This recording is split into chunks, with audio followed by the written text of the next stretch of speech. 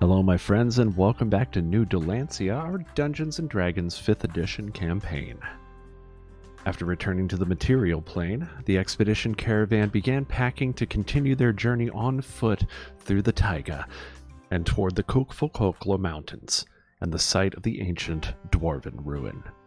The friends set out to scout the area as the caravan made preparations for departure, and they came upon a lone obelisk in a small clearing with a polished metal door and a sign reading, "Chivalry is what is most important.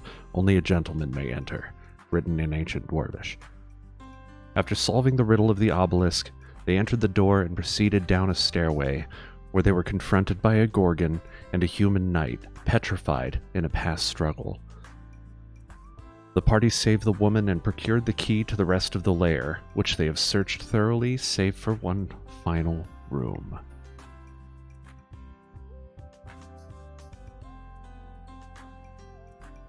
All right, here's where we left off, guys. I was gonna say, because I was pretty sure someone was gonna chime in. I thought they were called Medusas, not Gorgons. Screech! Screech. All right, guys. So at this point, I would like everyone to please roll a perception check.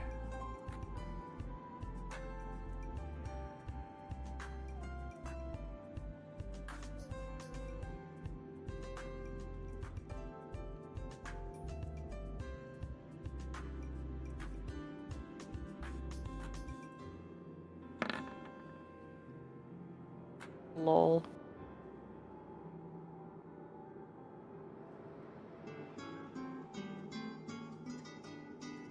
I am still probably distracted a bit from the sickness from retching in that hot tub. Most likely.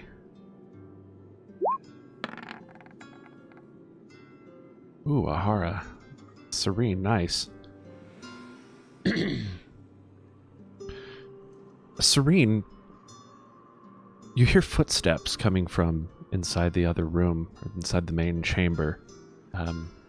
And Ahara, you look down and Talos seems alert, and he seems peering backward toward the door that leads to the main chamber. Back to the main chamber, like behind us? Correct, this direction. Okay, I'm probably gonna peek out that way just to see.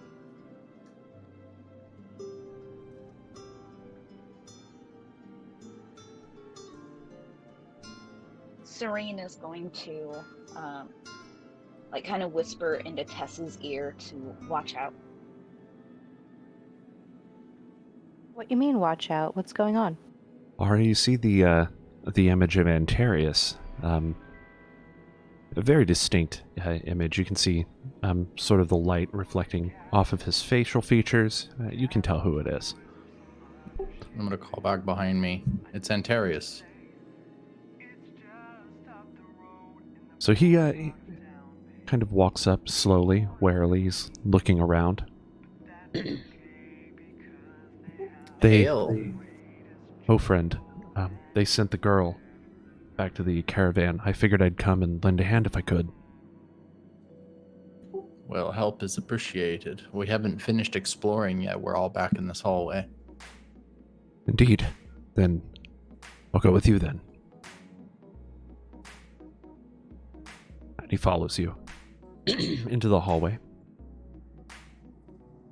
Valphalin moves through and greets him. Captain. Yeah, so how much of this place have you already investigated?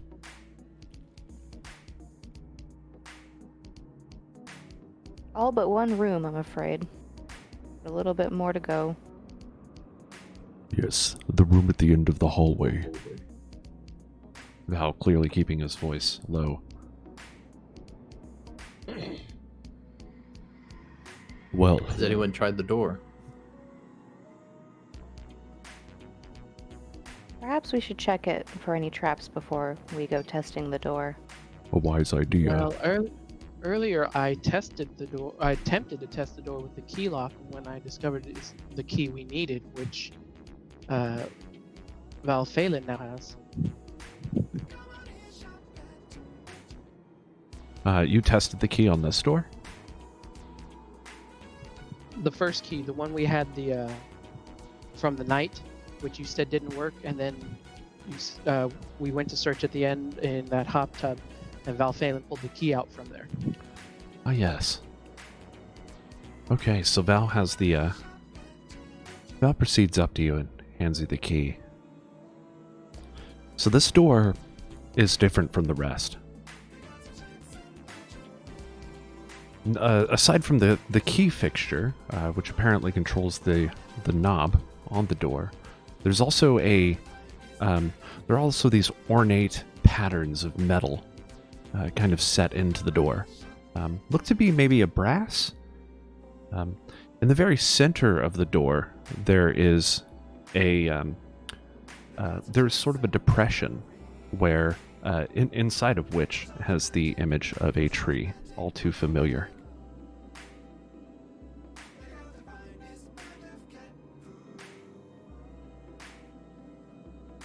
Do I recognize what kind of tree it is just from the image of it?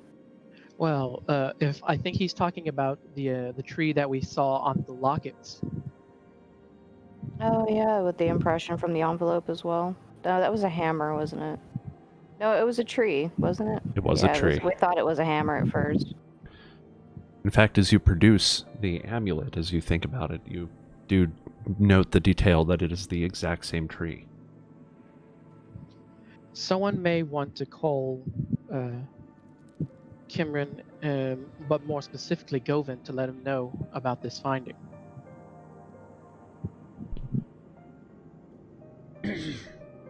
Ian, fear perception check.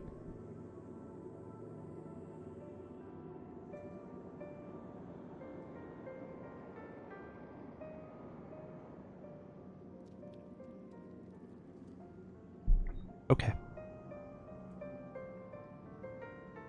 Antarius steps forward. Would you like me to send in Govin and Kimrim? Yes, especially Kimrim. She seemed to believe this was of their family's making, so they might have more idea of what might be lying in wait here. Yes. Right away, I'll be right back. And he takes off out the door. So has anyone checked the door for traps or anything yet? No, not for traps. No, we haven't checked for Yeah, any no. traps yet. The only thing I attempted to do was test the first key we found on it, and it didn't work on it. So Let us check for traps first, and I bet this amulet has something to do with opening this door. That's a good idea. Any volunteers? I am unskilled with such things.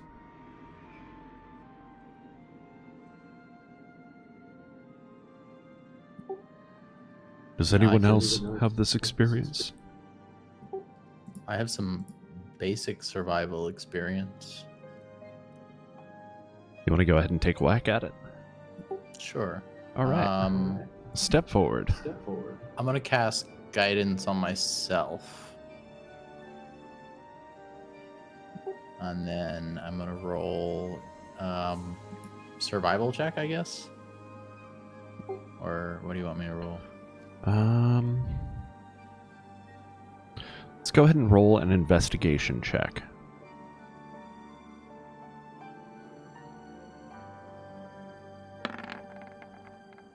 Oh, nice. It's a 17. This door is quite clearly trapped.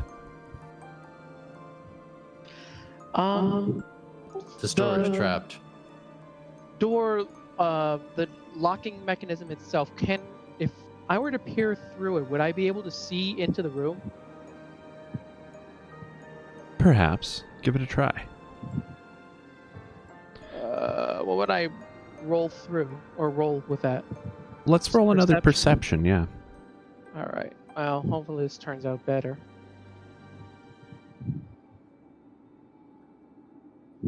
Ooh. Nice. So, Infir kind of presses his face up against the door, peering through this small keyhole. Infir, you do detect a movement inside, though there is very dim light. Well, specifically what I'm trying to see is if I would be able to see well enough to get like a good image for, or at least a decent image of potentially what's in the way if I were to use my Misty Step spell. You have to be able to... Ooh, okay. Okay. There's an unoccupied space that you can see. So you actually can't see a space that you would deem as unoccupied. Like I said, you detect movement through the door. You detect an occupied space. So I'm gonna let them know. It looks like there's someone who's just behind this door. That's no good. Infir, are you still not feeling well? Well, I'm getting better. You got better. Let's go ahead and give you a bit of health here. Tess reaches out and just puts her hand on Infir's shoulder to just get his HP up a little bit more. I'm actually at maximum. Oh, you're showing it half on mine. Oh, that's Huh. interesting. Yeah. Yeah, he shows it It's full on straight mine. up missing health on With mine. me? Or no, that's Oh, it's the doggy. Oh, Yeah. yeah. Okay, let's apply that healing to the doggo. Okay. That's I'll fine. just hope that Infir's not feeling nauseous anymore. Changed. This Oh, wait, this it's- trap, can we tell if it's mechanical in nature or magical in nature? Ahara, you can actually tell that it is magical in nature. You don't see any kind of fixtures or anything like that, but the door is quite clearly trapped. Can I do detect magic on it then? Yes, you can. I will cast that ritualistically. As Do I you do have time that- for a ritual? Let me see. It adds 10 minutes. You seem to. Alright, I'm gonna try that then. Okay, so you're going to set up for a ritual. Okay. At this point, Antarius comes back in with Kimrim, Smethic,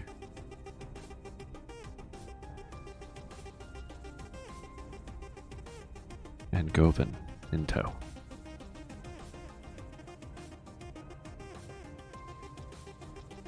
What is it you've found? Says Kimrim. We've come across a door bearing the signal of a set of lockets. We've previously come across that we brought to the attention of Govin in particular before we set off on this expedition. And in examining this door, we found that not only is it magically enhanced somehow, trapped even, but that we've detected the movement behind there of someone. Ahara, perception check.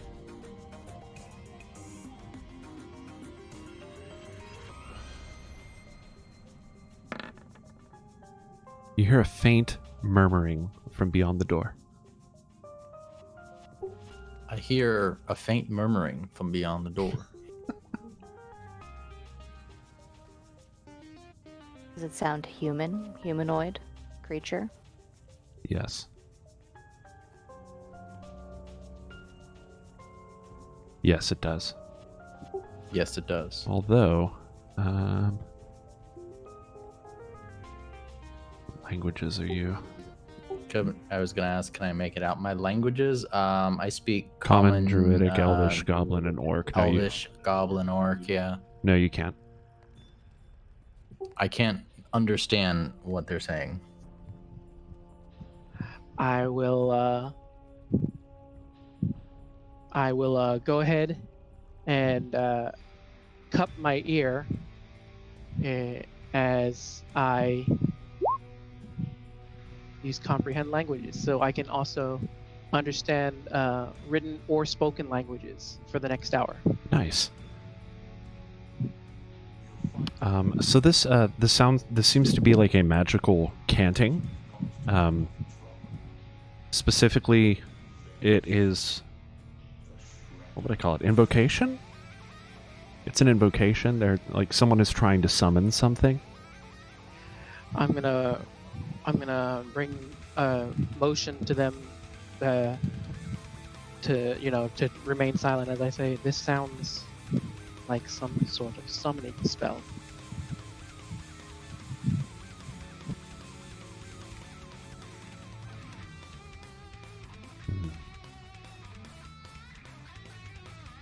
What do you guys want to do?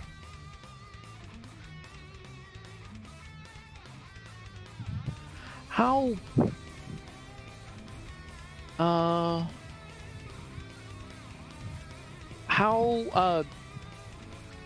old is the metal on this lock? How old is it? Yeah. Oh, it seems pretty old, but it's not like rusted or anything like that. Yeah, Seems I to was be in gonna say, decent condition. what shape does it seem? Yeah, for its age, it seems to be in decent condition. It is, it shows signs of age, scoffing, and there is some discoloration in the metal. However, it's not, like I said, rusted or damaged in any way. As you brush your hand over some of the metal designs, they seem to be a bit warm to the touch. Nothing outlandish, but warmer than you would expect in an old place. I wonder, the options at this point seem to be either try the key, or I could try doing a ray of frost on this lock. Do you say that out loud? No, well, I'll say this to the, I'll whisper it to the others as I huddle them in close. Seems like that's our only option outside of, I don't know, knocking on the door and interrupting whatever's going on in there. Ahara, about 5 minutes have passed into your ritual. So far, you can definitely detect the sense that this door does have a magical protection on it. Or something essentially meant to keep people out. There's definitely magic on this door that's protecting it. What is much more alarming than that, though, is there is a much stronger, more powerful magic emanating from beyond the door. I say we try to disrupt this then. The only thing we've got is going to be to try to open the door with the key. Unless the key is literally the key to disabling the trap. As you begin to discuss this, you hear a sort of a low hum coming from the other side of the door. It doesn't seem to be a voice of any kind, but almost a whirring sort of noise. Perhaps whoever attempts to open the door, we should all back out so it doesn't hurt us all, if it does hurt someone. Sounds like an idea. Can try to cast false life on whomever does it to try and bolster them. What's false life? Is it like a... Oh, it would have to be me. I would cast it on myself. Hold on. I can provide resistance as well. Some resistance, although I don't know from what. I would cast it as a level 2 spell.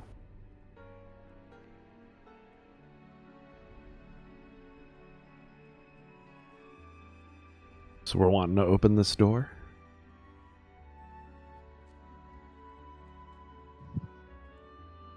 Yeah, I'm thinking this might be the only option. If you want, I'll hand the key to you, Tess, and then you could try to open the door while the rest of us hang back in the bathroom area over here. Okay, so let me just clear up the details real quick. We have a key that we've already tried, right, on this door. Yes. Then there's a depression of the tree that's on the amulet that we have as well. There is a key that we believe works on this door. But you said that there's an impression, like it's pressed in, like a stamp was used. There is like a depression that looks like your amulet could fit evenly into it. Okay, so... Okay. Yeah, everyone go ahead and back up. I'm going to try using the amulet. I'm going to place the amulet on the door and then try to unlock it with the key. Very well, says Antarius. Cameron backs off. Valphalin steps forward, surprisingly next to you. Tess chases Cyrene out of her hood. That means you too, my dear. You have to go hide. This isn't safe for you. Val looks dead Cyrene into your does- eyes. Oh, sorry? Oh, I was gonna say Cyrene like does like a little stomp like Tinkerbell, you know? So Val looks dead into your eyes and he says, I will not let you weigh this alone. I appreciate the help, my friend. Indeed. I'm gonna cast resistance on Tess, so she gets an extra D4 on a saving throw. Ahara, your ritual complete. Let me see.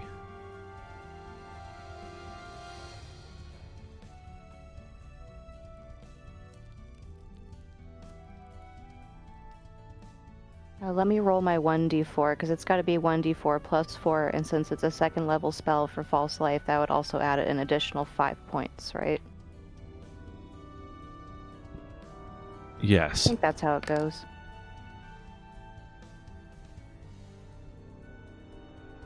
Ahara, your So ritual that's an extra complete. 12 HP on me.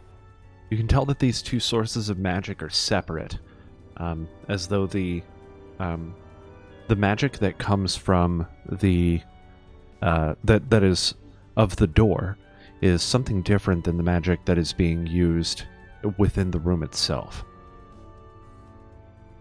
I'm just gonna relay that information To know.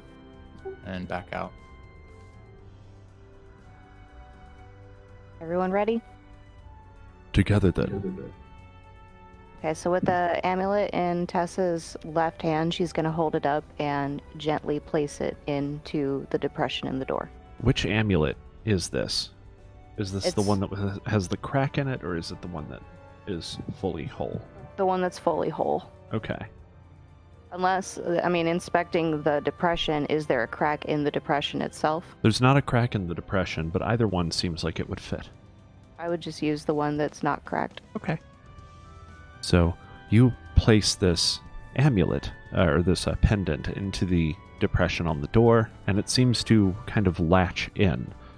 The door, very briefly, you notice a shimmer kind of spread out from the amulet and across all of the brass work in the door. I'm going to call it brass work, but because it appears to be a brass, but it kind of shimmers outward from that central section. There is a audible click, and the door seems to come loose in its hinges, on its hinges. However, Okay. pressing the door does not seem to move it. Okay, now I'm going to go ahead and insert the key. Turn it to the left. Perception check, please.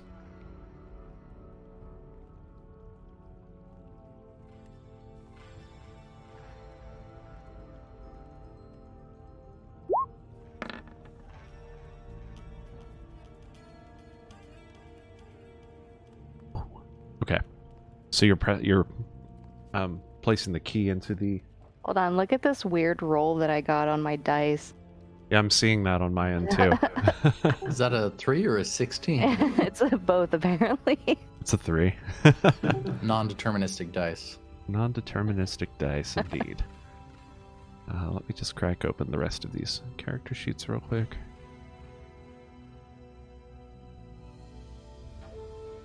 So, character sheet for Smethic. Character sheet for Kimrim.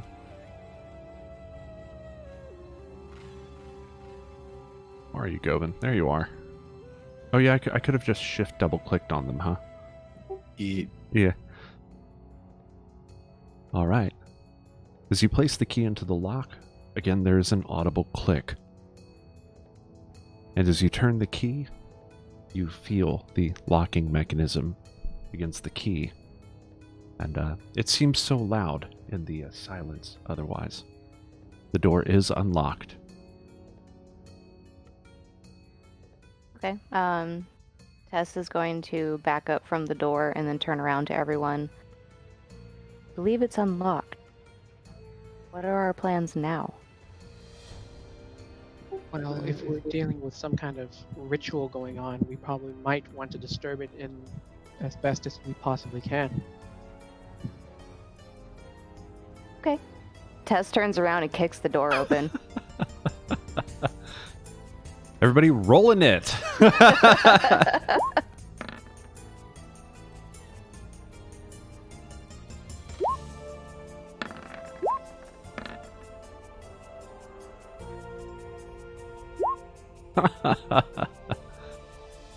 Oh no, did I not have the thing up? Oh yeah, I did. Okay, cool.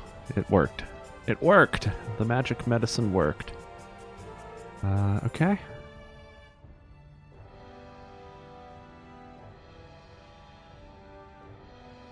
Where the hell is this in it? Okay, that is Valphalin.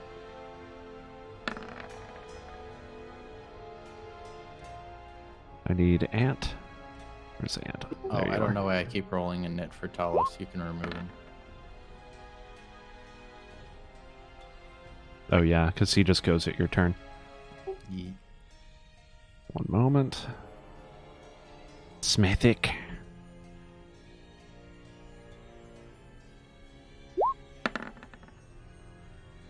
Govin.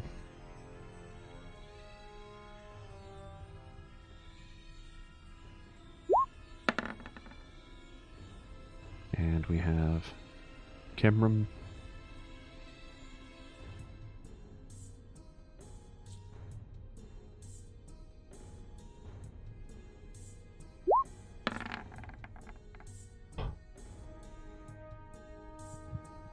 Look at that natural 20 there from both Valphalin and myself.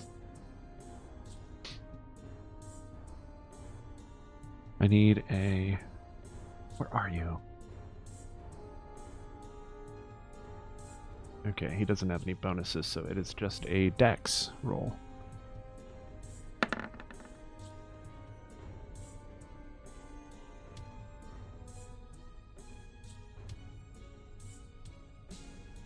How do I add a turn for you? Ah, there you are. Haha. So he rolled a 22.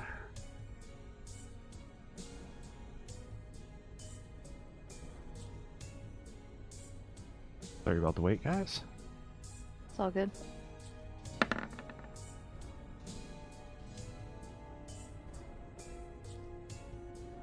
Oh, come on. There we go.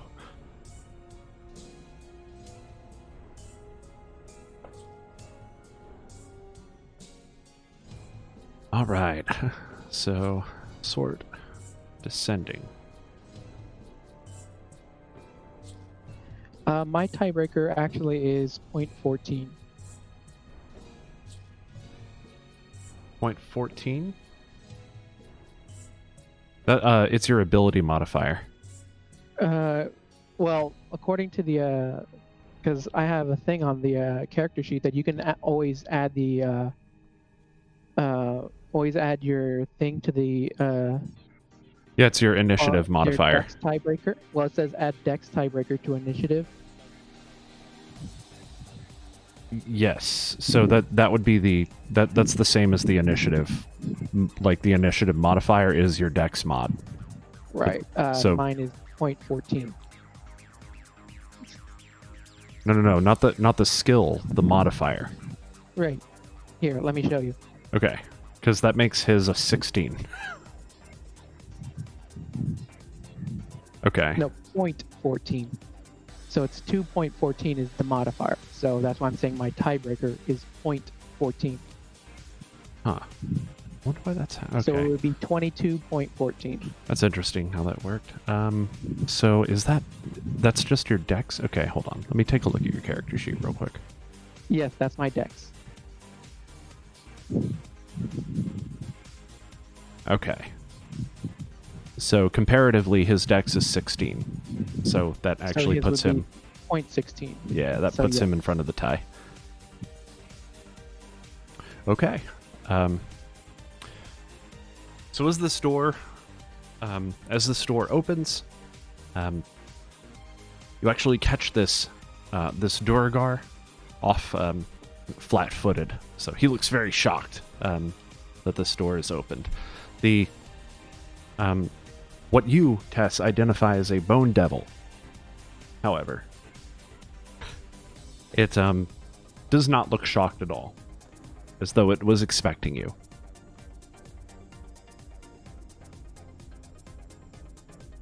Bone devils are demons, or are they undead? This is a demon. Okay. Well, as a fiend devil. Tess turns around and she shouts, "Bone demon!" Time to get down with the bone daddy. All right.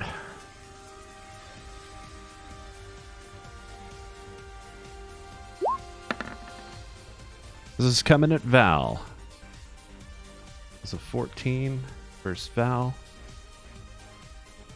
That is a miss. That is a miss.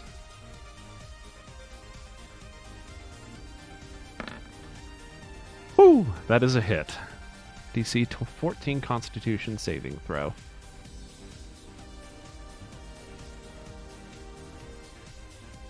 Does Val have any...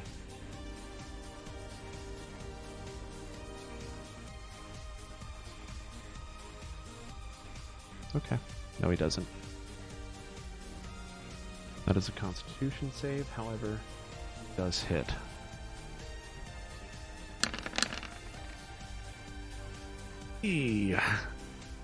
That's 24 damage. And Val's bloodied. Inferior, you're up. Let's get some appropriate Alright. music going. So,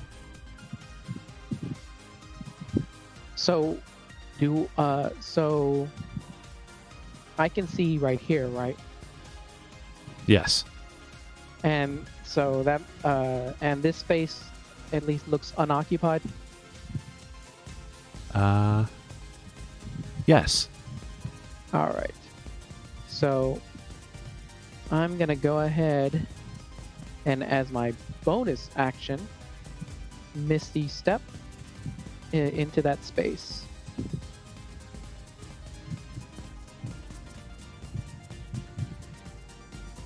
Very well. Ooh, that is a big bone, man. It very much is. And then I'm going to try and I'm gonna try and shank this ritual guy.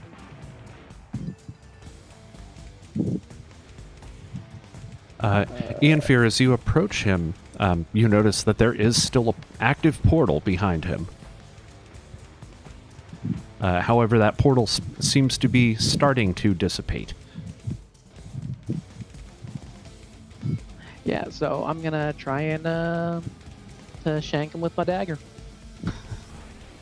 Roll it. Roll that beautiful bean footage. 22. Yeah, Sidani.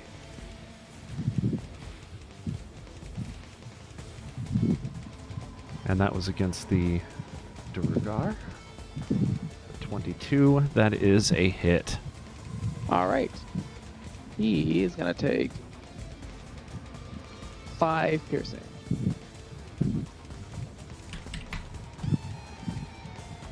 And done. And then I am going to attempt to clear some space for some of the people by moving over here. Cool. And that's my turn. Antarius rushes forward and blows right past both of you. Whoops. We do have audio, right? Yeah, okay, cool. Making sure. I was scared after that. So what do we have?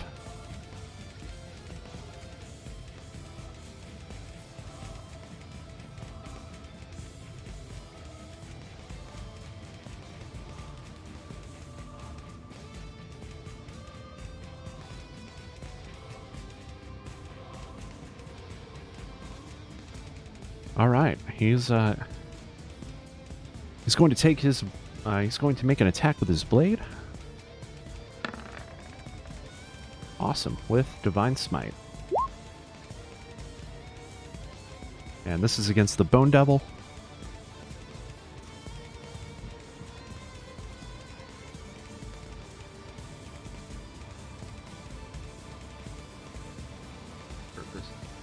Okay, fine.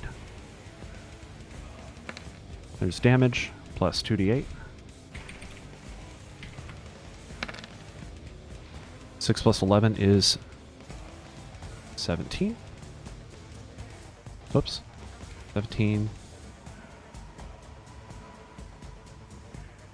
Hold on. Okay. So he swings this sword. Oops. You know what? I did that wrong.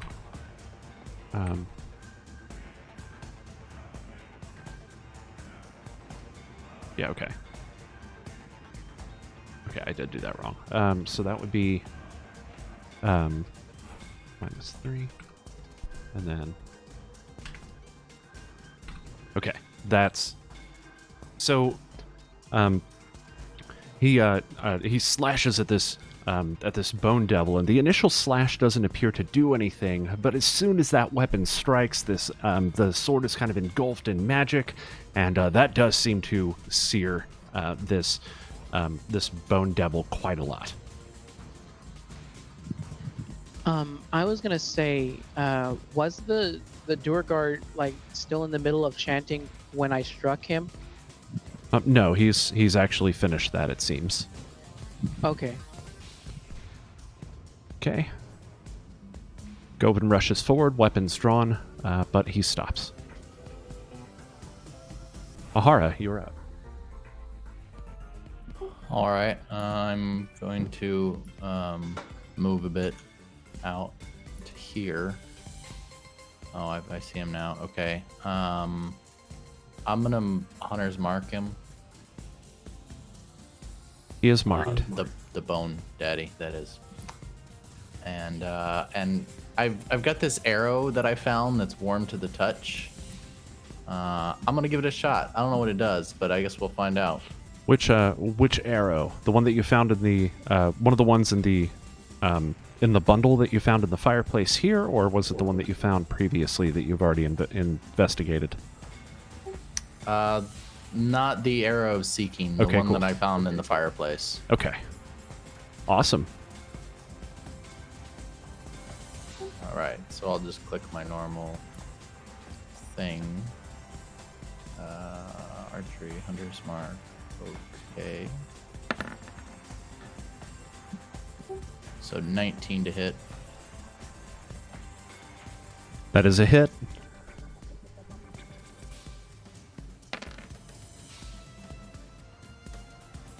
Okay.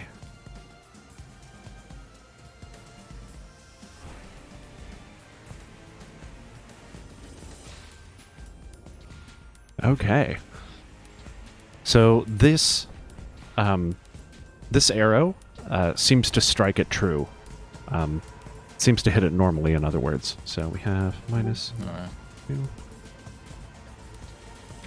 I'm also gonna send Talos out here to behind him to help, so that everyone else gets an advantage on their next turn. Or the Awesome. next person does, I guess.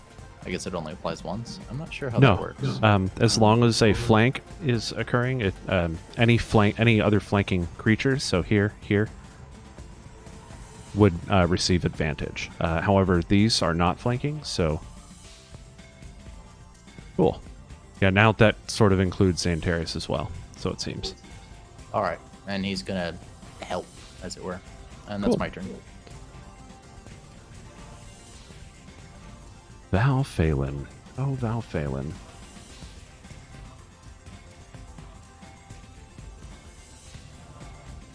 Oh, got to reset that. Let's do a...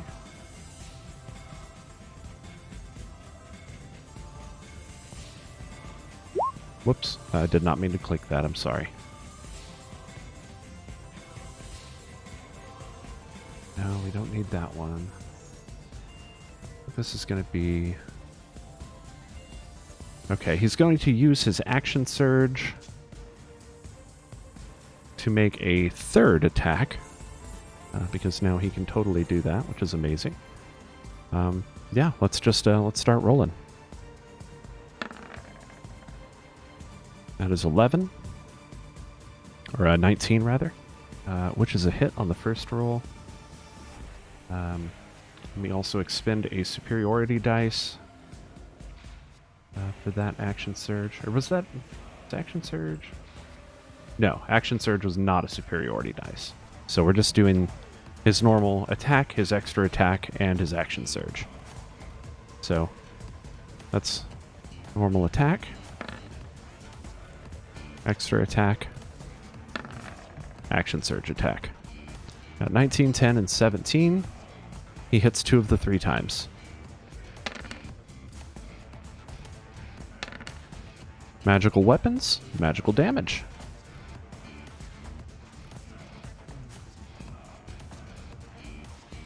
So what do we got?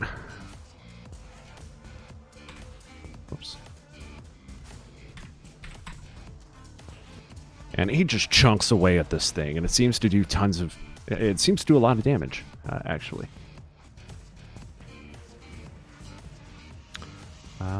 Okay, so that closes out Val Phelan's turn. Smethic up next.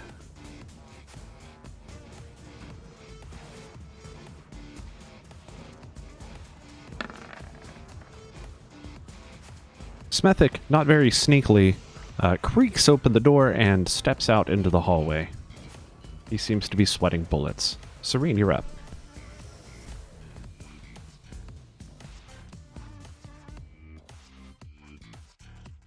Okay. So.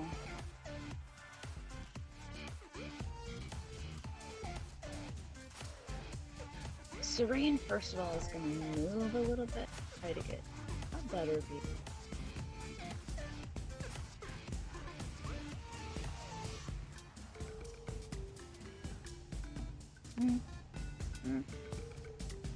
That one was better. Okay. Well, I mean, either way, she's just gonna point all of her magic missiles. 1, 2, 3, boom, boom, boom, at that guy.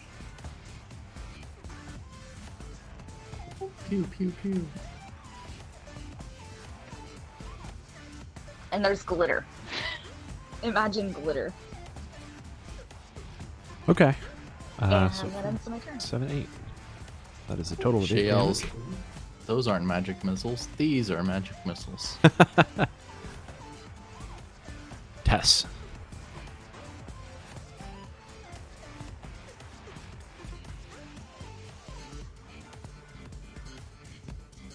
Okay, I can't see how low Val's hit points are because of the demon thing. So He is, he's pretty bloody. yeah.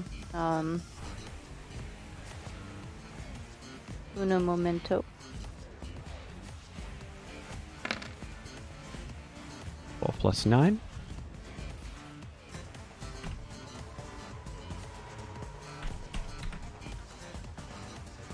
He looks a lot healthier. Thank you, he says. She smiles and says, "You're welcome." You have a cheery attitude for being in the middle of combat? I'm just excited to see one of these things in person.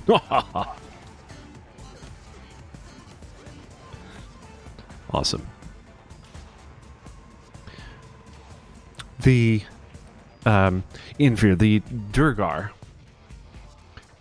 is panicked, clearly. Very panicked. He takes a step back and he says, I won't die here.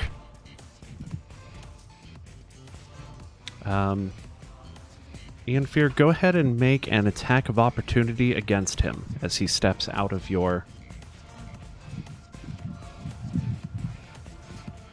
area.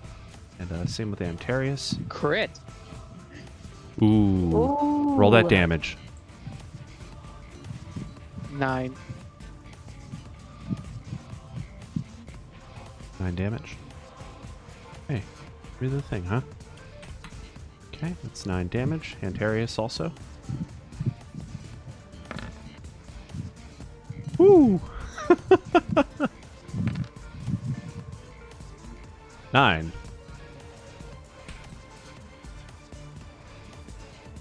You both stab at him, and he kind of trips and falls into this portal that's opened. And as he falls in, the portal seals shut.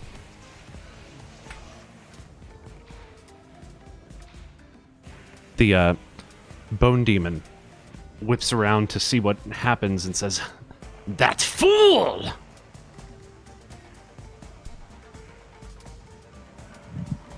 Yes, well, he may not die here, but he's going to die there pretty quickly. Kimrin.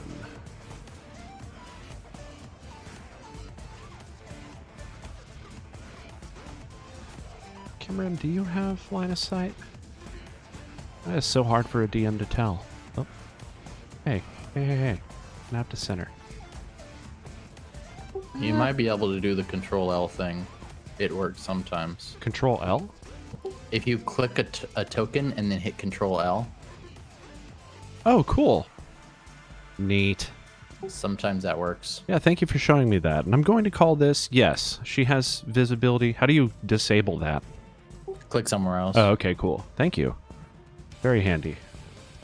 I'm going to call this that she does actually have line of sight on him. Just taking a shot with a longbow. That is a hit. For 5 damage. The impact of the arrow seems to kind of ricochet off a wing. Doesn't seem to do very much damage. Not very effective. The Bone Devil. I still have the Durgar sheet open. Nice and efficient. Bone Devil swings at Antarius and misses. Takes another swing, this time at Tess.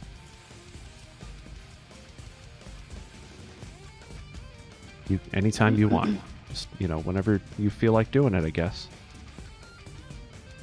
There we are. Oh! Okay, so this is going to set off... Hold on. I have a reactionary thing to this. No problem. Plus, I'm going to be okay because I still have those temporary hit points from earlier from when I buffed myself because that lasts for an hour. Yep. Where the hell is this reaction? It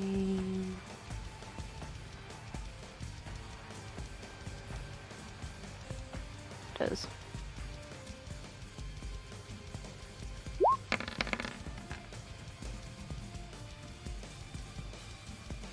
And I post it in the thing. Didn't post the description of it. No problem. I can take a look. One moment. Hellish Rebuke. Where are you?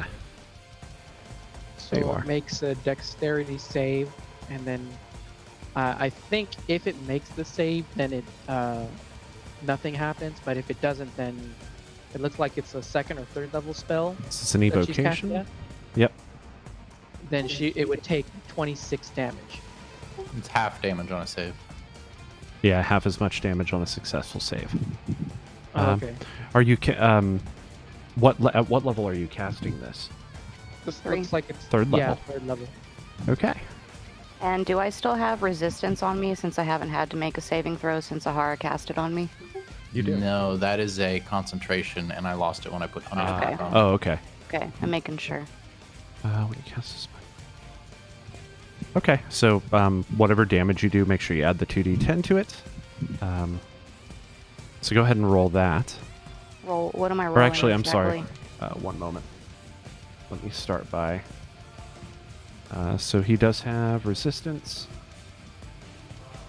which just gives him what DC 13 is the dexterity saving throw.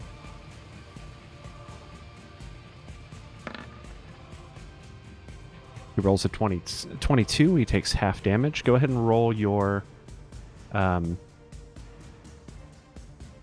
ahead and roll your. How many D10 was that?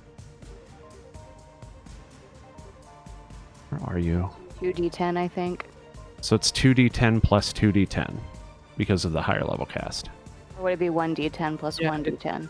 Well, but it's showing the this shows the damage already in the thing. Yes. For her roll. So half of that would just be 13. Okay, but it's so she's rolling 2d10 plus 2 Yeah. more d10, one No, for each additional yeah. level. So she rolled a 4 and a 6 on her first D10, and then she rolled 2 8s for each level. Oh, okay. Okay, so what's the total here? Oh, okay. Totally So 10. 26. Yeah, thank you. 26. So 26 divided by 2 is 13.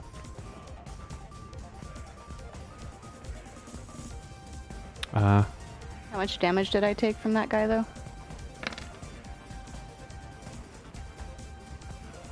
And I believe this...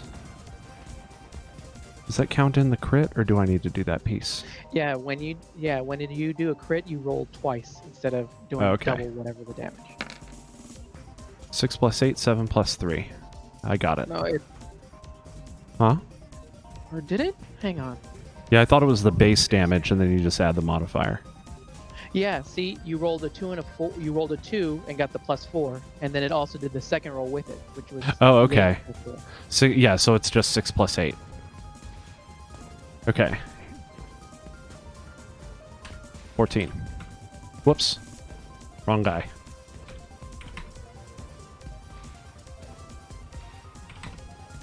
There we go. Squared away. Did that count against my temporary hit points, though? Should have. 'Cause I didn't see the temporary hit points drop. How many temporary hit points do you have? 12.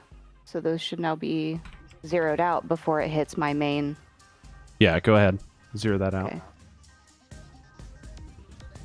Okay. Okay, cool. All right, and one final attack against Val. That is a fumble. Ian Fear, you're up.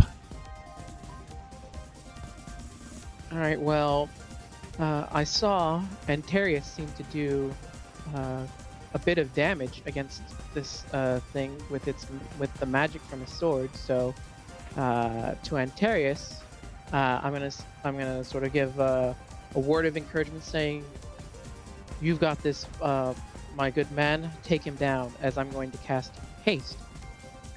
Whoo! Target speed is double. It gains a +2 bonus to AC. It has advantage on dexterity saving throws, and it gains an additional action on each of its turns. That action can be used only to take the attack, one weapon attack only, dash, disengage, hide, or use an object action. The spell ends, the target can't move or take actions until after its next turn as a wave of lethargy sweeps over it. Nice! Yeah. So this will last for a minute. All right. Let me go ahead and...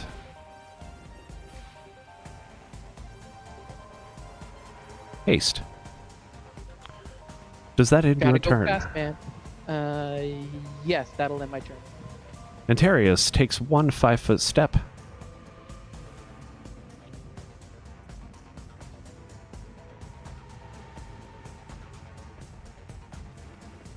that's actually Val's character sheet, not Antarius's.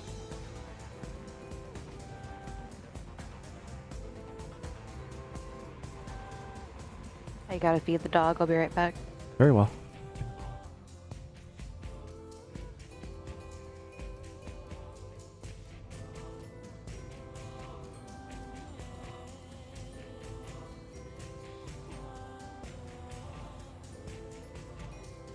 No, not that one.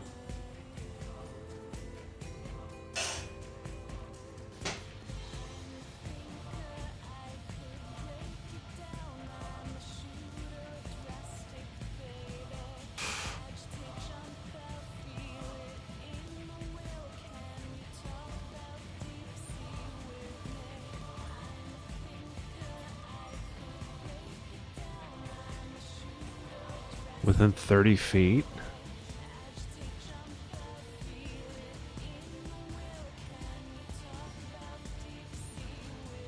Whew.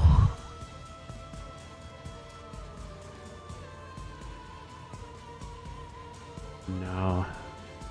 Antarius is kind of looking around the battlefield. I think this is our best bet.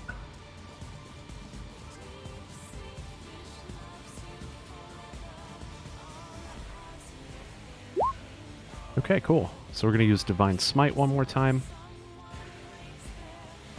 We're actually going to use that. So he gets an extra attack with each turn. So we're actually going to do 4. Wait, actually 3. 3 because haste. Ooh, that's a... Okay. That is a fumble. That is a miss. Sad face. Can I use my inspiration to help re-roll that at all? Yeah, I'll allow it. Okay, I'll offer up my inspiration. Tess lets out a chair and says, "Come on, friend, you can do better than that." No, he can't. I mean, that was rip. better. Yeah, technically. What happened when I made him too fast for his own good? He's not used to the speed. He says, "Oh, Rusty." Govin storms in.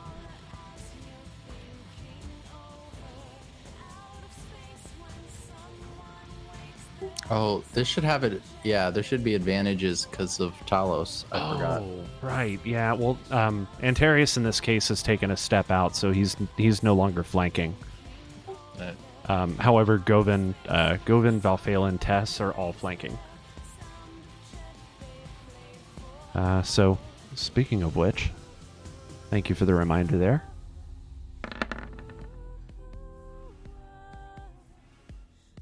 That is a hit. Now we got 9 divided by 2. Be 4. So Govin smashes into him with this great axe. It seems to mostly be deflected, although there is a chip in the bone.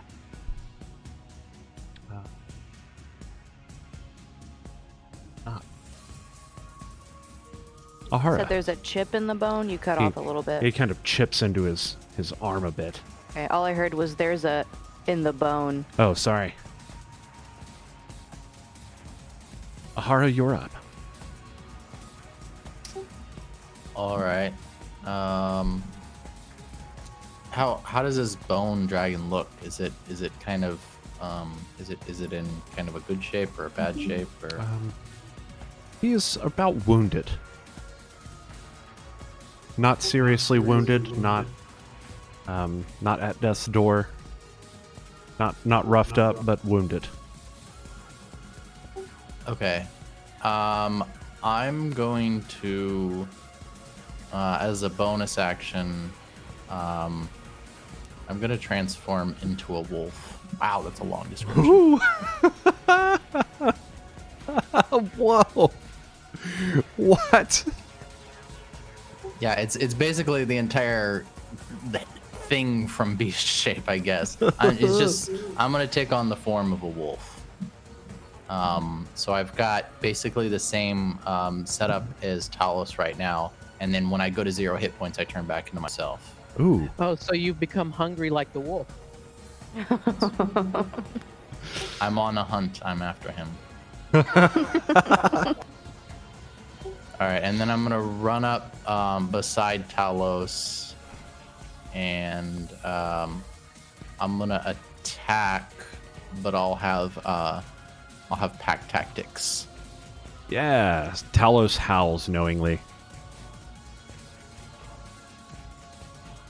And I guess I'll click bite from his thing. Actually, it doesn't howl. He like barks knowingly. Like he starts to kind of pipe up.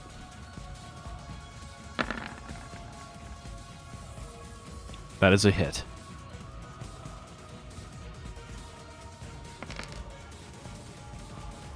10 piercing damage. And the target has to succeed on DC 11 strength or be knocked prone, even though it's kind of big for that. I think that's supposed to only apply to like medium or lower, but it doesn't say that in the text. It does not say that in the text. So he tries to rip the foot out from underneath him. It is the juiciest part bone on the body, typically. Let me just double check real quick. Give me that bone.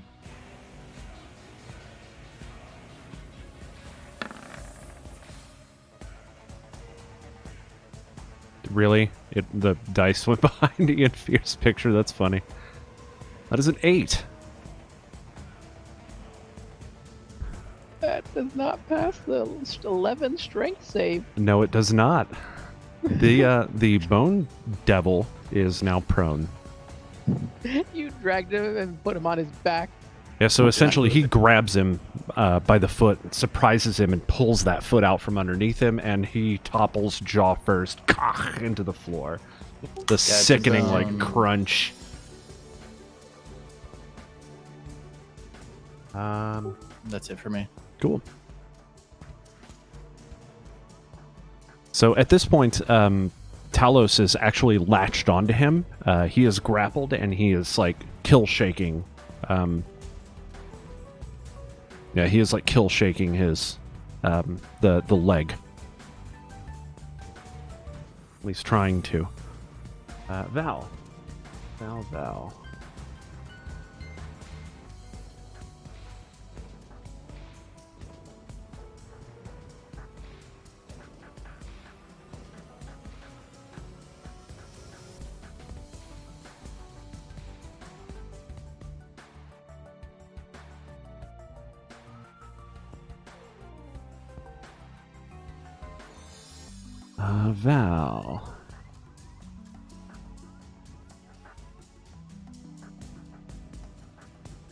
Let's go with it.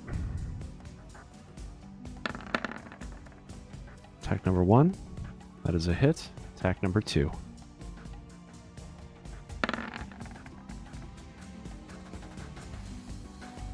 Attack number 2 is also a hit.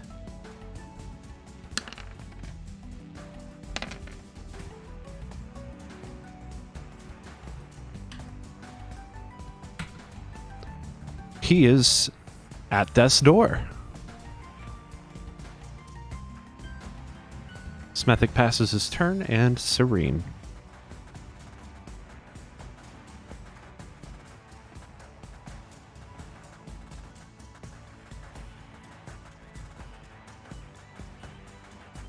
I guess that she would move a little closer. And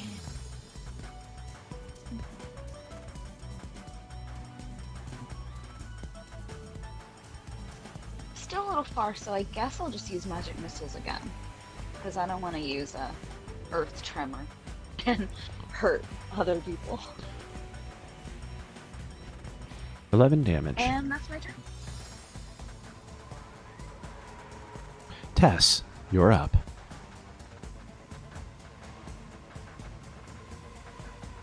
During all the commotion, can Tess take a moment to investigate the room? Like, she's looking specifically for, like, weaknesses in the walls or ceilings, or if there are any like pillars that could be knocked down. There are no. How weak is this room? The room seems pretty sturdy, actually. Okay.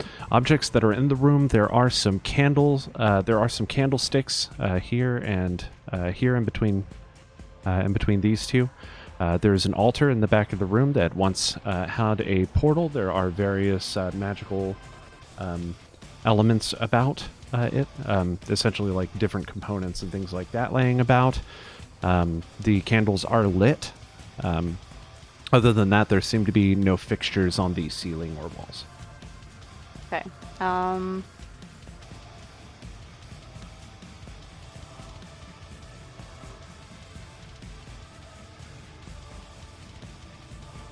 We're gonna go with Toll the Dead. And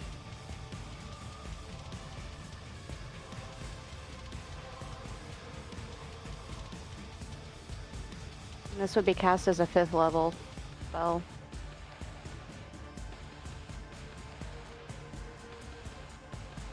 Okay, this is a wisdom saving throw, and he actually has advantage on saving throws versus magic. He rolls a 16. What is your spell save DC? It's 13. Okay. So it looks like it takes nothing. Yeah, it takes nothing. What's that? All right. Kimrim.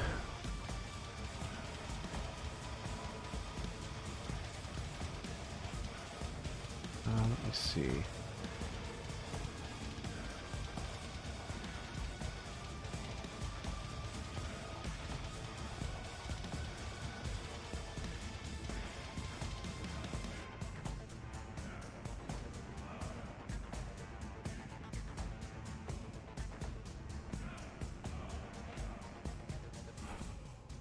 Oh, not good. So they have advantage on saving throws even if they're like knocked prone.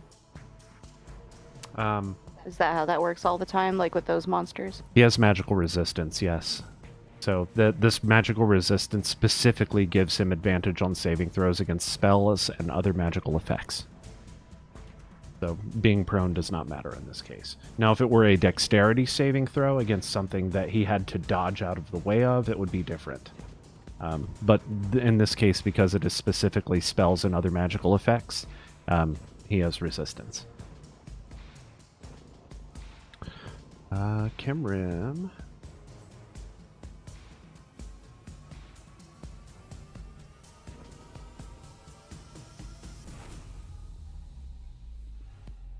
Whoops. Kimrim is going to use Arcane Shot.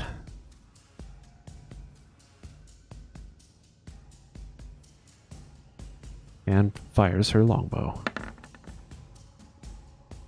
That is a hit. I believe Arcane Shot.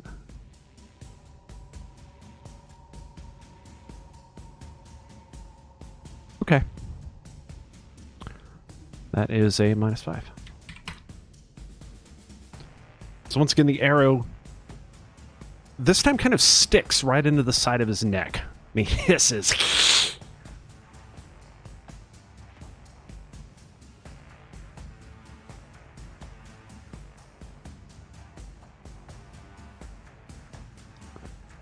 The Bone Devil pulls himself to his feet, and he begins.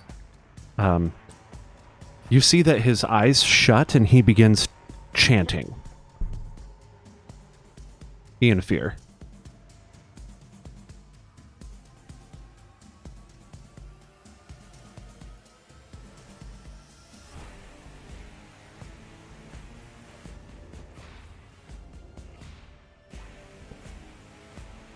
Ian Fear? Sorry, so with a glare, in a like the concentrated death glare, you know, where the eyes are real squinty. He goes, "Taste the rainbow, motherfucker!" as he casts Chaos Bolt. Taste the rainbow, motherfucker. 17. That is a hit. All right, and this is going to be as. Let's see if it's gonna let me do this. Yep, I'm gonna cast this at level 3. This Chaos Bolt's damage type. Well, it's one of the dice that I choose. So I'm gonna choose. Give me a minute. So let's see. It's one of these.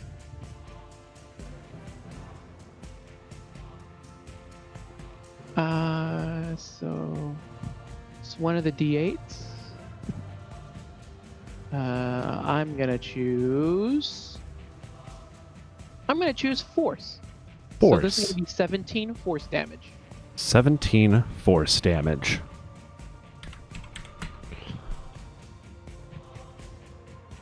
The demon drops and falls to the ground. It is done. Yeah. How'd that rainbow taste, huh? Why is that rainbow spicy? That's one spicy rainbow. I guess we had to bone to pick.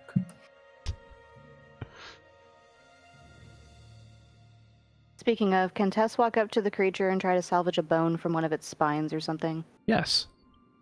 Okay. Tess is going to approach it, and while humming, she's going to pull out a knife from her bag and start slicing away at a piece of bone to put away. Start doing a little whistle.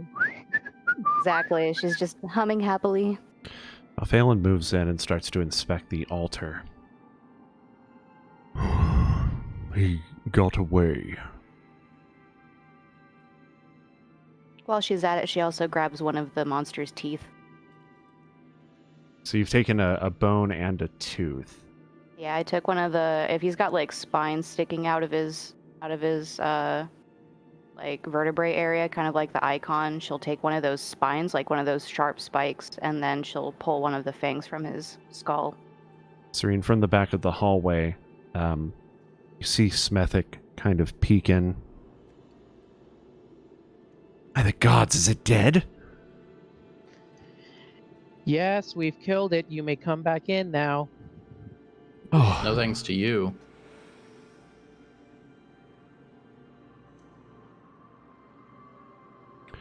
he brushes his beard. Kimram steps forward and kind of kicks the leg of this creature.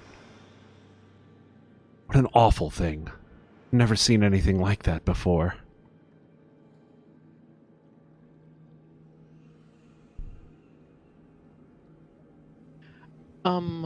What did that first demon we saw in the cave outside of Bunavar look like?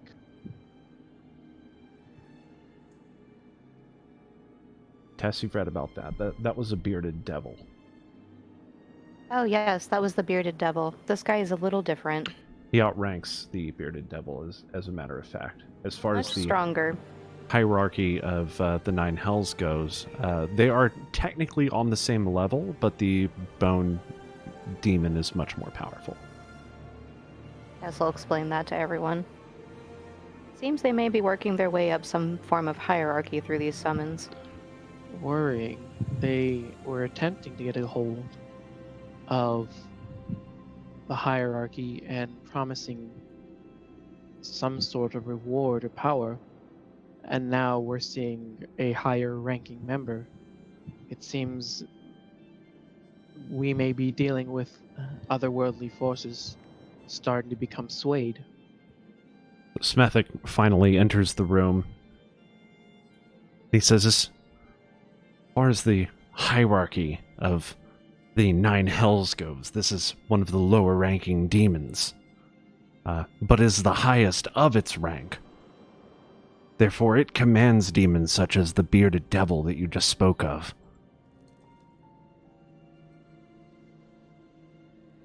I quite knew that, thank you, she says sarcastically.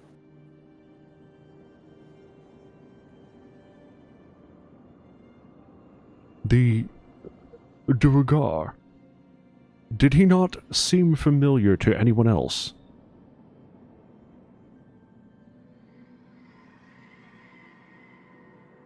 Fear, you probably got a good look at him when you shanked him and whatnot. He actually did look pretty familiar to you. In fact, you have seen him before. Once before. Didn't you drop him off at Bunavar?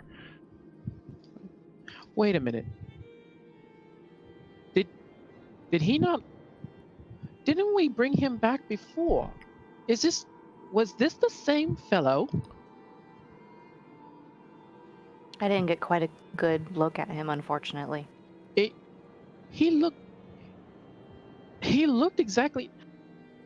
We brought him to you, Govin, remember? Now, are you saying all Duragar look the same? That's a little offensive.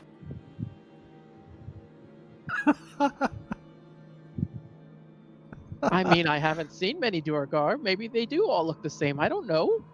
Ian Fear. No. Ian Fear's canceled.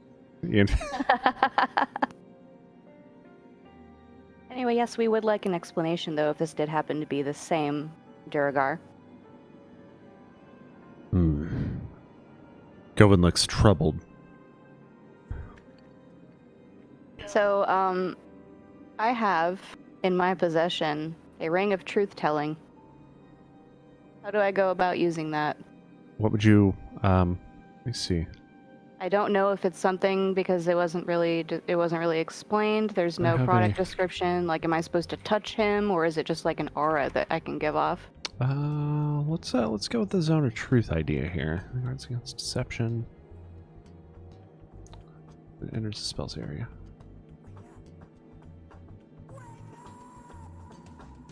Let's see, ring of truth telling. You know what? Actually, I think I had a thing for this. One moment.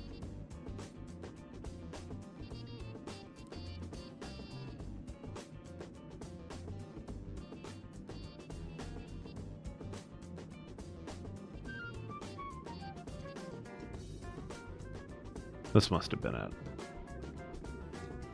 This gives you advantage on wisdom checks to determine whether someone is lying to you. I'm going to just copy that right into your character sheet so it's there. Okay. And this is Govin, right? Who's like looking troubled. Yeah, he looks rather troubled. So where is that ring?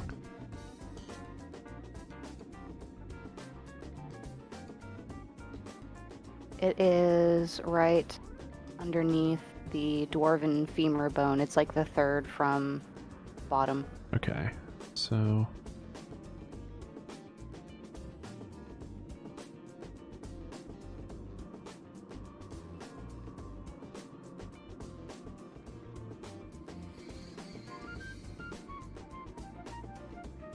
I'm going to try to make that a little bit more readable. Or not.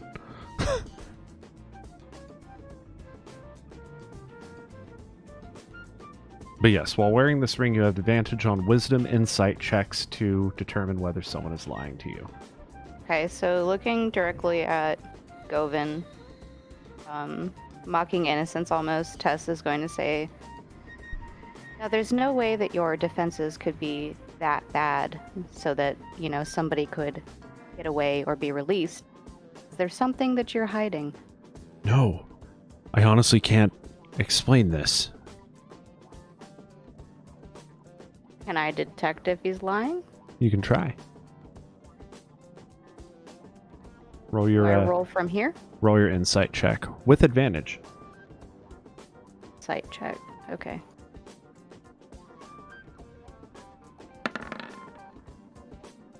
He is not lying. Tess is going to look at everyone. Well, he must be telling the truth. In fact, what you know of Govin is that he does take his job quite seriously. And when you turned over this criminal, he was very quick to throw him into the dungeon. However, it seems this criminal may have escaped. Now, Govin, was this criminal still imprisoned before we left on this trip? Of course. Do you remember? We wouldn't just let him go. Somebody must have. I hope everything is okay in Bunavar. Kimrim, we should send a messenger back. I agree. So Kimrin starts to exit the scene, Govan in tow. Smethic, however, stays behind, and he seems to be examining the bone devil. He actually also breaks off a piece of the bone, and he sniffs it, and he kind of angles his spectacles at it, and yes, this was a very powerful specimen. Smethic, you seem to know a lot about these creatures. How did you come across such knowledge? I am a warlock. I do study the dark arts. I'm gonna say. I'm gonna be like, if you know so much, can you tell me, does it taste good with soup? I wouldn't advise it. It would likely sour your stomach. So the marrow has poison? Well, it has evil, which is akin to poison, I suppose.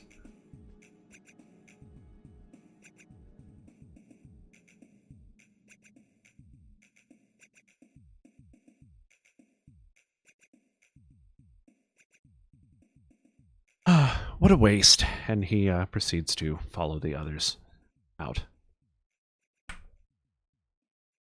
I don't mean to point fingers, but we should probably keep an eye on that chap. I agree. I do not trust him.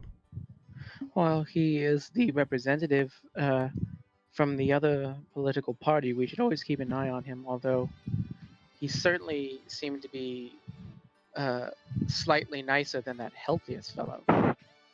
Very true. Antarius, now, we shouldn't pass judgment without evidence that he's, he intends ill upon us. I do share a similar interest of demons and undead. I'll see if I can perhaps form some form of relationship with him. That's thinking positively, Antarius says. Crosses around past the devil, and on his way out, he seems to, quite intentionally actually, kind of grind one of the bones that is laying on the floor into a fine powder into the floor. I'd like to see if I can examine this room for anything, like just loose objects or things that would be of any sort of value. Go ahead and roll an investigation check. Ooh. All right. Anybody else wanting to investigate the room, go ahead and roll now. While he's looking, I'm gonna turn back into a person and start looking around as well. So you guys see Ahara.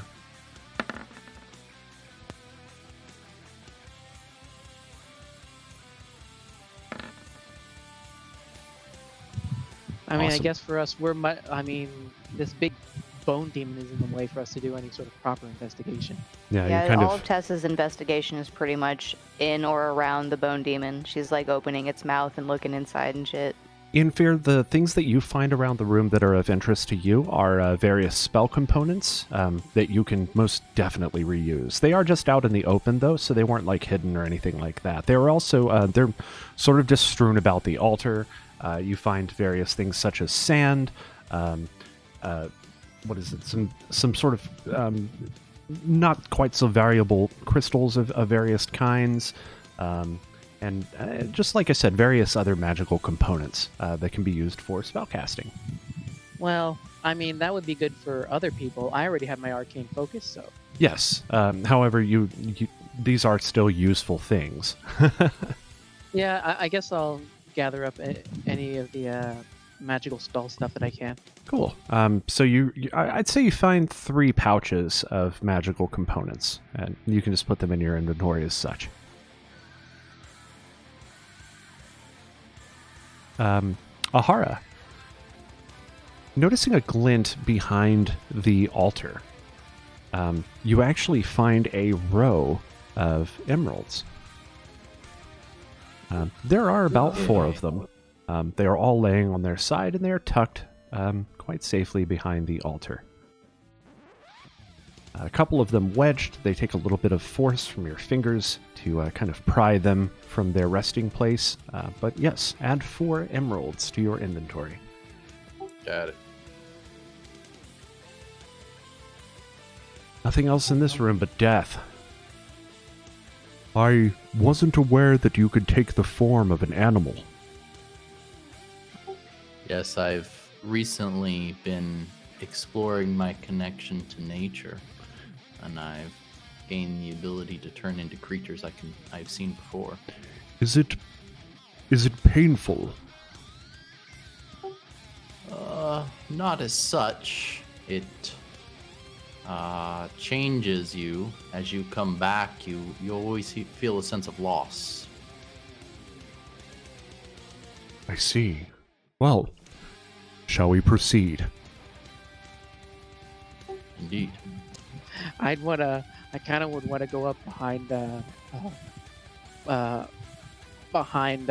Ahara and sort of rub him behind the ears to give him a little stretch. I'll stamp my foot in appreciation.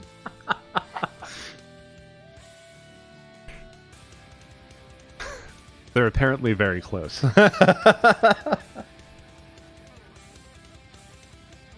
Chalice looks jealous. Valphalin starts to leave the room. But before he does, he turns around back to you, Ahara, and says, What happens to your clothing? I make the decision, actually. I could drop it if I like, but then when I transform back, you all might be a little surprised as you see me not quite wearing much, and I have to put it back on. But I can actually just absorb the clothes into myself when I transform. Well, seeing you naked would definitely be quite a learning experience for me. I've never seen one of your kind naked before. Well, I mean, I have some time later, maybe. Yeah. Yeah, I can give you a little biology lesson later. Interesting. He only has half of it, though. Hentai. Are these not things that can just be gleaned from books? Oh, no. These are things you have to experience. Well, I mean, seeing a bone demon in book is one thing, but I just saw one here in real life, so I feel like maybe there's a difference. That is a good point.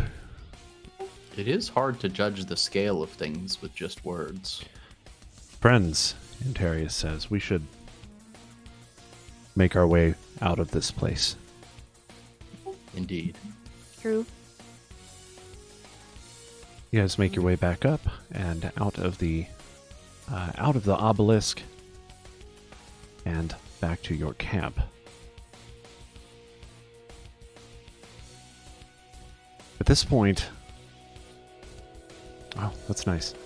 At this point, as you look around upon your return, all of the civilians and guards have all packed up these packs. All of the wagons are now emptied, and there are various drivers mounting the wagons and preparing to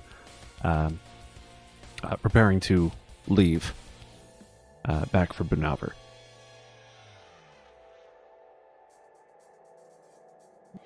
Well, I, for one, could use a bite to eat and a nap.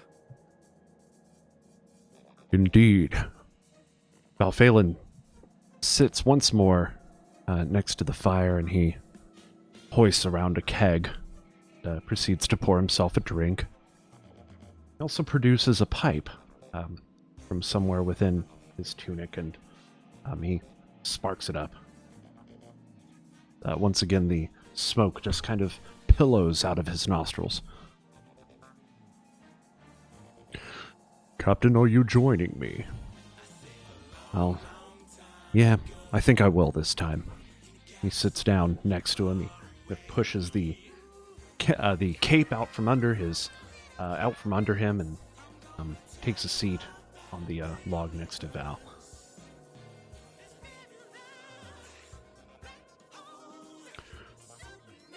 And what of you all? I will join you. I'm interested to know more of your transformation.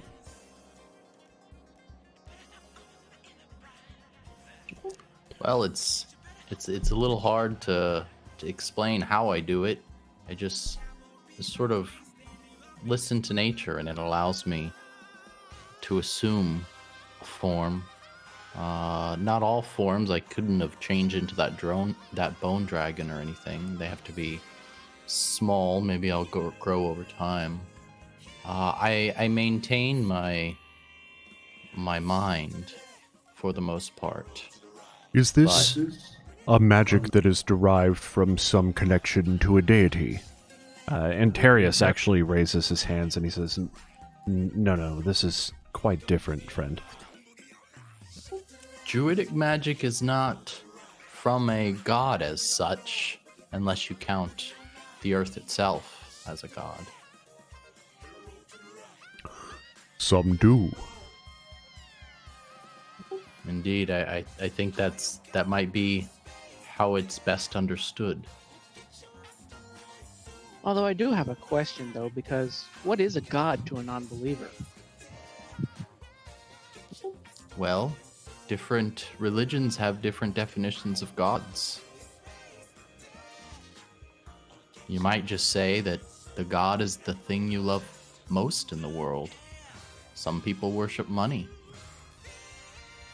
Ianfear, do you imply that you yourself are a non-believer?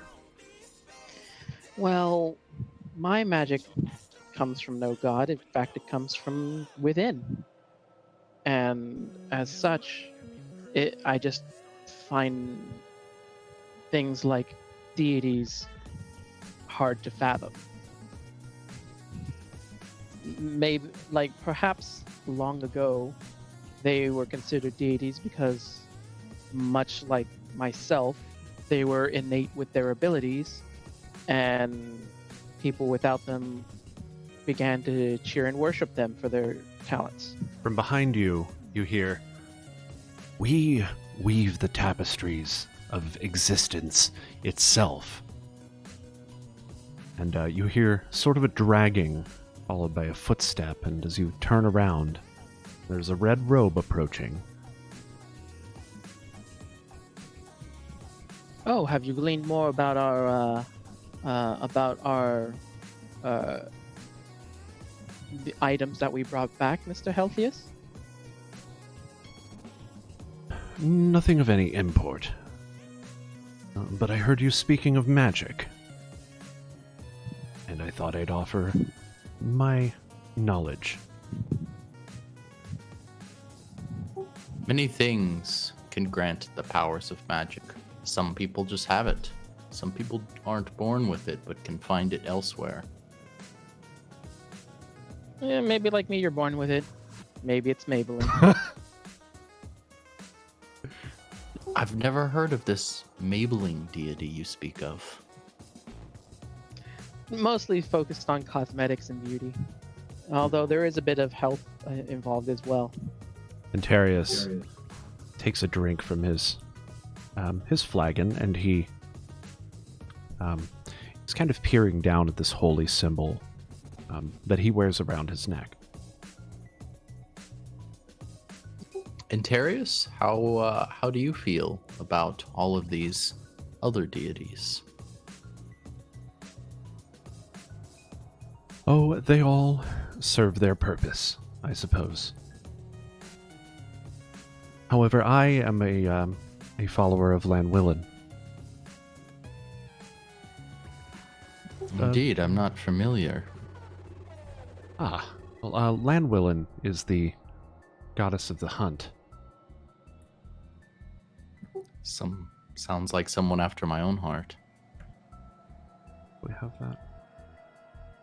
Get you some more information. So his symbol, as you So you kind of take a look at it. It's a symbol of a great, flourishing weeping willow, actually. You've actually probably heard of Llanwillen and her mate Cormac. So she's the goddess of the hunt, and her domain is like the forests. Cormac, on the other hand, is the god of the forests. I'm sorry, her domain is the rivers. Cormac is the god of the forests, and he's known as he's kind of the caretaker, as it were. He kind of watches over all the creatures of the forest.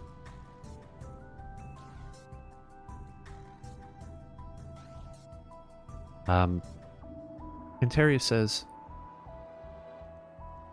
My home has a great temple to Llanwillen and Cormac. There are those of us who are closer to Cormac, but Llanwillen chose me. You don't choose Llanwillen, you see. The Llanwillen life chooses you. But why? It is difficult to explain, although I suppose the most accurate depiction of it, or the most accurate way that I can explain it, is that I just have always known this connection from a very young age. During this time, Tess is just kind of sitting on the ground and she's pulling the bone devil tooth out, and she has some like jewelry wire that she's wrapping the tooth up in, and she's basically turning it into like a circlet to put on her mother's skull. So she's just sitting there happily jewelry wrapping this tooth. I find religion most interesting, in that faith guides many people. I have never been one for such things. I have faith in those around me, my friends, you all. That is sufficient for me.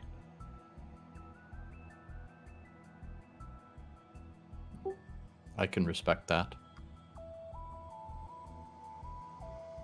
Yeah, my home was home to one of the great libraries, so I'm not as inclined towards faith as I am towards what I can see, what I can hear, and what I can experience.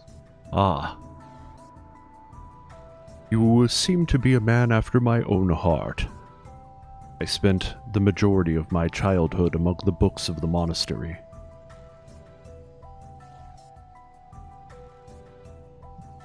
Well, I always started books, especially the books on magic, when I needed to explain what was going on, but I could never pay attention for too long. I think that's part of what led to my magic surging wildly for me.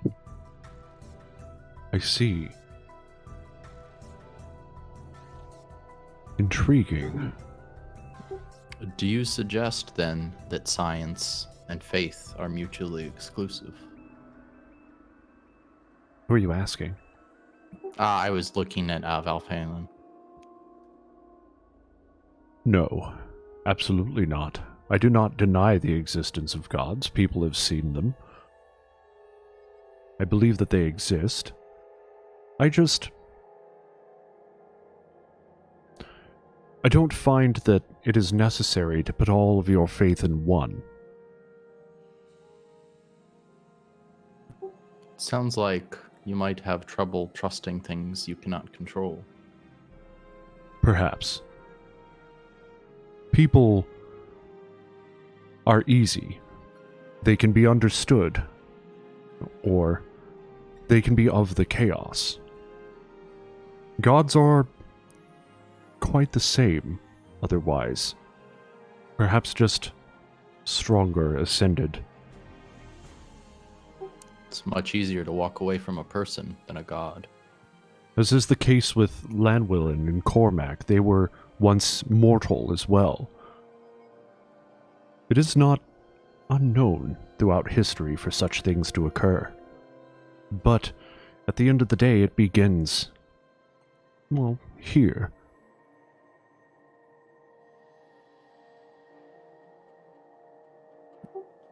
I trust the things that I see and the things that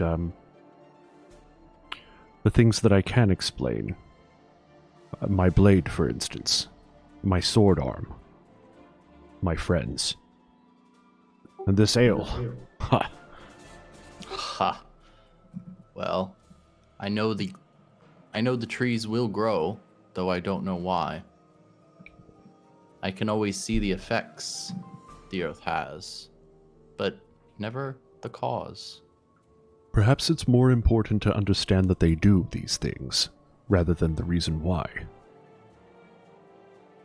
Indeed. A drink? A toast. Valphalin pours each of you a drink. And what of you, Tess?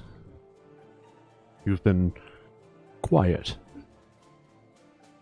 I'm making Mother some new jewelry. She continues wrapping the fang up, and she's like kind of measuring the skull with it and trying to decorate the forehead of the skull with it. And she says, I'm not sure if I've ever quite believed in it, but Mother always said that I was a daughter of somebody named Kelimvor. I think they may be a god of death to some people. I've never met them, so I have no idea if I can believe in them or not. Antarius says that is correct. She claims that I'm a big reason why, or he's a big reason why I'm here. That I'm one of his children. That would be a pretty big reason.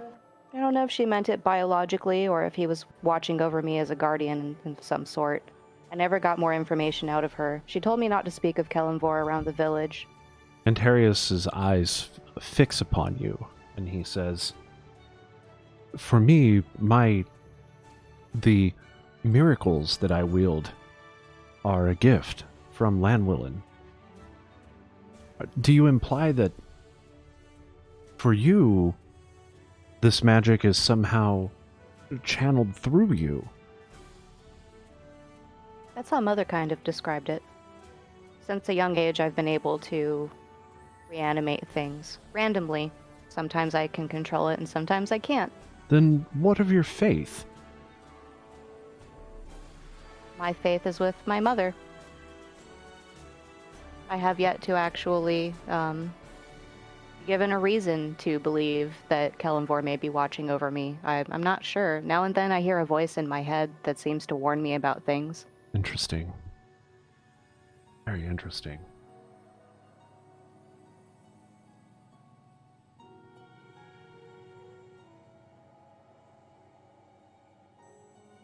Well, I could use a meal. I know not of each of you. Oh yeah, I'm starving.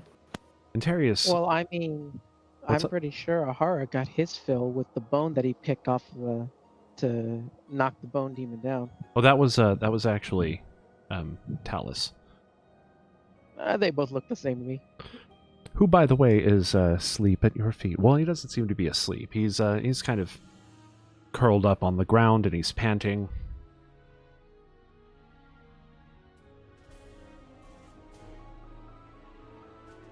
I give him a pat. Pat, pat, pat, pat.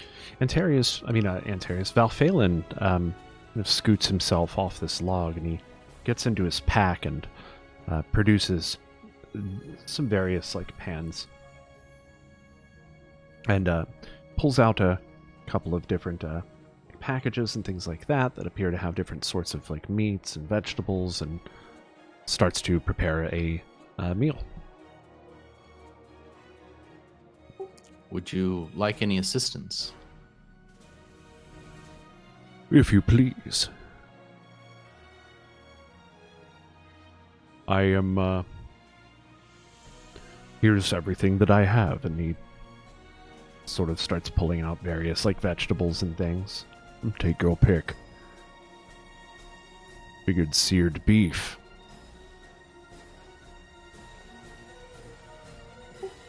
I have a few spices in my pack, mostly for spell casting, but I think they'd be good in some sort of stew. Oh, I have a dwarven femur that has marrow in it. A dwarven femur. where did you even get that? I picked it up, a couple adventures back. I've been carrying it with me, but the marrow is still fresh on the inside. I've never eaten a dwarf. Oh, is it unacceptable to eat dwarves?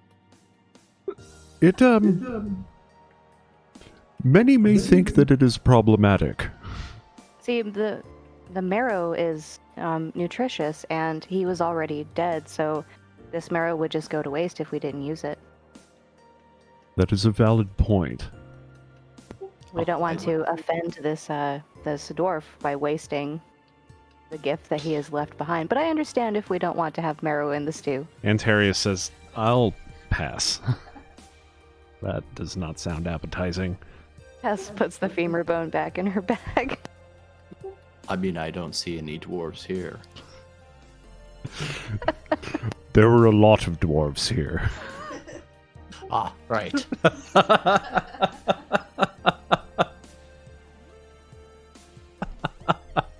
As this is a dwarven expedition, maybe we should hold off on eating the dwarf.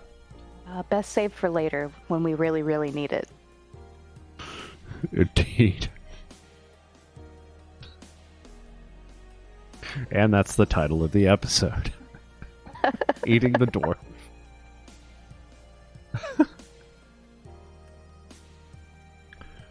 Valphalin cooks up Valphalin and Ahara cook up a hearty meal, which you all enjoy, over some more casual conversation, and not quite as deep, and then you put in for the night. And we'll go ahead and close up right there, guys. I hope everyone will tune in next week for the next episode of New Dalancia. As always, this is VG Punks, the video game punks, signing off. Keep a song in your heart.